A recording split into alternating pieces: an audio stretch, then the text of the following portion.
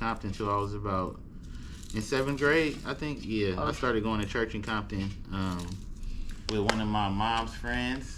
She just sent me to church with her friend, and then I got caught up in Compton. Didn't you sing choir? Yeah, I was in the choir. So when I first went to Compton, I was singing in church choir. There's different branches. It's like the high voices is sopranos, the middle voices is altos, and the deeper voices, usually the men, are in tenors. But I hadn't hit puberty yet, so I was singing with the sopranos, like the super high voices. Then one day they said they wanted some kids to do a gospel rap, and I did a gospel rap, and then I ain't looked back since. When did you start getting into like rap?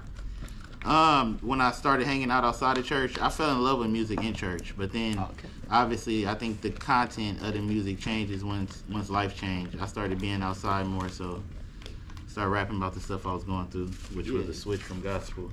But you didn't start rapping until Thirst 48, right?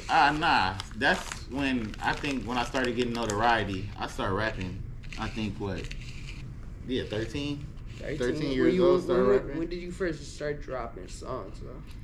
So, in L.A., in high school, it was a lot of cliques. Like, it was cool to be from a gang, but it was also, like, party cliques and stuff like that. So, I was rapping with my clique that I started called Flip. And I was dropping, like, little freestyles there around the city. But, yeah, Thirst 48 came out. I don't even know when that came out. That was 2016. That was the first time. When I first heard you. That was the first time I actually invested in myself and put out a project and took the time to actually put out a body of work. So yeah. Yeah, the first song I heard from you, like, if I'm not mistaken, it was, I think it was off the game shit. I think it was off the game shit, Roped Off. Yeah. But the first song I heard from you specifically was Sunroof, and I was like, oh, this motherfucker is hard. I appreciate you, man. Yeah, shout out to the game for that early. One of the early rappers who co-signed me and gave me a big look. It definitely helped. Yeah, shout out to the game for sure. Yeah, for sure.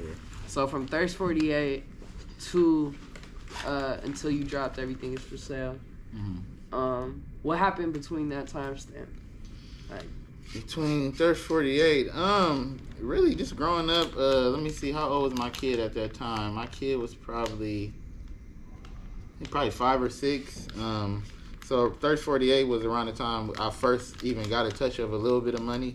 So it was just a transition for that, trying to learn financial literacy, understanding that the work get harder after you sign. And I think once all that settled in, I was able to lock back in and create Everything For Sale. But it was definitely a process. You see, it was like a couple year gaps. I think I dropped The Reach before that. I dropped Thirst 48 Part 2.